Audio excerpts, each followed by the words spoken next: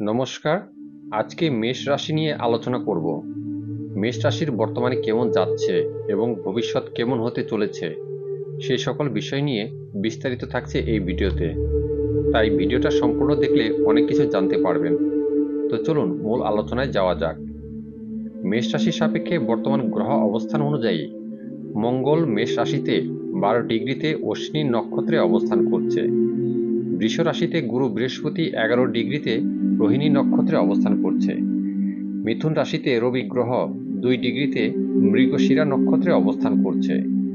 বুধ গ্রহ মিথুন রাশিতে 6 ডিগ্রিতে মৃগশিরা নক্ষত্রে অবস্থান করছে এবং শুক্র মিথুন রাশিতে 6 ডিগ্রিতে মৃগশিরা নক্ষত্রে অবস্থান করছে। কন্যা রাশিতে কেতু গ্রহ 17 ডিগ্রিতে হস্তা নক্ষত্রে অবস্থান করছে। চন্দ্র তুলা রাশিতে 10 ডিগ্রিতে স্বাতী নক্ষত্রে অবস্থান করছে। কুম্ভ রাশিতে শনি সক্ষেত্রে 25 ডিগ্রিতে পূর্ব ভাদ্রপদ নক্ষত্রে অবস্থান করছে এবং মীন রাশিতে রাহু 17 ডিগ্রিতে রেবতী নক্ষত্রে অবস্থান করছে। এই হলো বর্তমানে মেষ রাশিতে গ্রহ অবস্থান। বর্তমানে গ্রহ অবস্থান অনুযায়ী মেষ রাশিতে অবস্থান খুব ভালো দেখা যাচ্ছে। প্রথমত রাশির একাদশে কুম্ভ রাশিতে শনি গ্রহ নিজ ঘরে অবস্থান করছে। এটা খুবই শুভ যোগ। রাশির একাদশে পাপ গ্রহের অবস্থান খুবই শুভ ফল প্রদান করে থাকে। এছাড়া মেষ রাশির সাপেক্ষে শনি গ্রহ হচ্ছে দশম ও একাদশপতির মালিক গ্রহ। দশম ঘর থেকে কর্ম, মান, যশ, খ্যাতি, প্রতিষ্ঠা এবং একাদশ ভাব থেকে আয়, রোজগার, ইনকাম, সাফল্য, লাভ এসব বিচার করা হয়ে থাকে। আর দশমপতির একাদশে অবস্থান কর্মপ্রাপ্তি, মান, যশ, খ্যাতি, প্রতিষ্ঠা লাভ হয়ে থাকে। সুতরাং মেষ রাশিদের শনি গ্রহ বর্তমানে খুব ভালো একটা পজিশনে আছে। এ বছরে এবং সামনে বছরেও মেষ রাশিদের ভালো যাবে। যাদের কর্মকেন্দ্রিক সমস্যা কর্মপ্রাপ্তি হচ্ছে না তাদের ক্ষেত্রে এবছর শুভ ফলদায়ী হবে। নতুন কর্মপ্রাপ্তি হবে। মেষ রাশিদের আয়, রোজগার, ইনকাম বাড়বে। তাদের অনেক ইচ্ছা পূর্ণ করবে শনি। মেষ রাশির দ্বিতীয় ঘর হচ্ছে বৃষ রাশি। দ্বিতীয় স্থান থেকে ধন সম্পদ, টাকা পয়সা, সেভিংস, ব্যাংক ব্যালেন্স, ভাষা এবং কথাবার্তা বলা, পরিবার, কুটুম, আত্মীয় এসব বিচার করা হয়ে থাকে। তাই বৃষ রাশিতে বর্তমানে গুরু বৃহস্পতি অবস্থান করছে। গুরু বৃহস্পতি হচ্ছে মেষ রাশির সাপেক্ষে নবম ও দ্বাদশ ঘরের অধিপতি।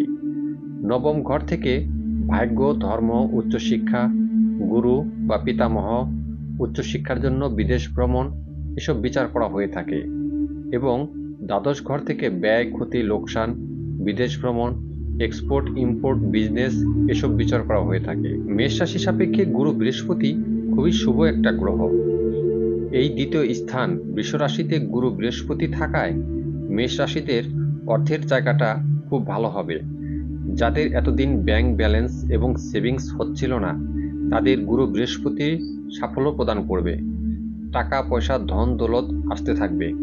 নিজ পরিবারে সুখ শান্তি বিরাজ করবে এবং ধর্মীয় আলোচনা পরিবেশ তৈরি হবে। ধর্মকার্যের জন্য ব্যয় হতে পারে। বাড়িতে কুটুম আত্মীয় আসতে থাকবে। মোটামুটি বলা চলে মেষ রাশিদের অর্থের ভাগ্যটা এবছর এবং সামনে বছরেও শুভ হতে চলেছে। ষষ্ঠ ঘর কন্যা রাশিতে কেতু গ্রহের অবস্থান শুভ ফল প্রদান করবে। রাশির তৃতীয়, ষষ্ঠ, দশম, একাদশে পাপ গ্রহ শুভ ফল প্রদান করে। কেতু এখানে গুপ্ত শত্রু দমন করবে এবং কোর্ট কেস, মামলা মোকদ্দমা এসব থেকে প্রতিহত করবে।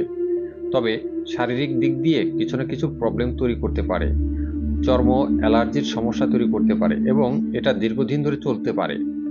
কর্মের জায়গায় গুপ্ত শত্রু ক্ষতি করার চেষ্টা করবে।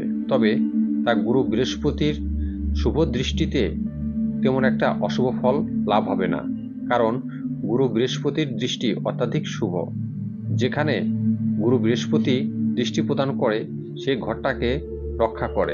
তাই ষষ্ঠ ঘরে কেতু অতটা খারাপ ফল প্রদান করবে না। বর্তমানে মীন রাশিতে দ্বাদশ ঘরে রাহু অবস্থান করছে। এই দ্বাদশ ঘরে রাহুর অবস্থান মেষ রাশিতে বিদেশে যাওয়ার যোগ তৈরি করবে বা ভ্রমণ করতে পারে। মেষ রাশির ব্যক্তিগণ এক্সপোর্ট ইম্পোর্টের বিজনেস বা বৈদেশিক বাণিজ্যের সাথে যারা যুক্ত আছেন তারা সফলতা পাবেন এবছর। কারণ রাহু হচ্ছে বিদেশের কারক গ্রহ। দ্বাদশ ভাব থেকেও বিদেশ বা দূর ভ্রমণ নির্দেশ করে। তাই দ্বাদশ ভাবের সাথে কোনোভাবে রাহু কানেক্ট হলে বিদেশ ভ্রমণ বা বৈদেশিক বাণিজ্যের সাথে যুক্ত করে। এছাড়া রাহু দ্বাদশে থাকলে ব্যয়, ক্ষতি, লোকসানও করায়। হঠাৎ করে টাকা ইনভেস্ট করলেও সে টাকা লস হয়ে যাওয়ার সম্ভাবনা থাকবে যদি রাহু জন্মকালীন সময়ে শুভ না হয়। তবে মেষ রাশিতে চন্দ্রের উপর শনি এবং রাহুর দৃষ্টি আছে। চন্দ্র পাপপীড়িত হয়েছে, যার কারণে মেষ রাশিদের মানসিক দিক দিয়ে কিছু না কিছু সমস্যা তৈরি করবে। গোটা বছরই মানসিক দিক দিয়ে তেমন একটা শান্তি পাবে না, শারীরিক দিক দিয়েও তেমন একটা ভালো যাবে না।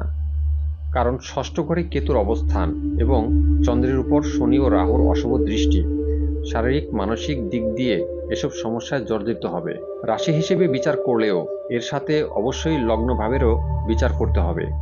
যাদের লগ্ন কুণ্ডলিতে লগ্ন ভাব অত্যন্ত শক্তিশালী, চন্দ্র মানে রাশি, কেন্দ্র, কোণে এবং ত্রিকোণে অবস্থিত, শুভ গ্রহ যুক্ত এবং দৃষ্ট, কোনো পাপ গ্রহের প্রভাব নেই বা দৃষ্টি নেই, দশা অন্তর্দশা শুভ চলছে, তাদের ক্ষেত্রে মেষ রাশির শুভ ফলগুলো লাভ হবে।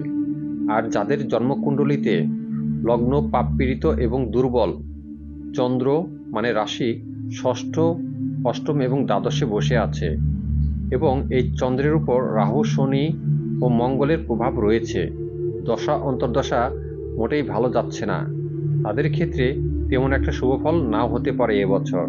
তবে কিছু না কিছু শুভফল প্রাপ্ত হবেই। মেষ রাশি নিয়ে যে কথাগুলো বললাম সেটা মূলত বড় গ্রহগুলোর অবস্থান অনুযায়ী বিস্তারিত আলোচনা করেছি।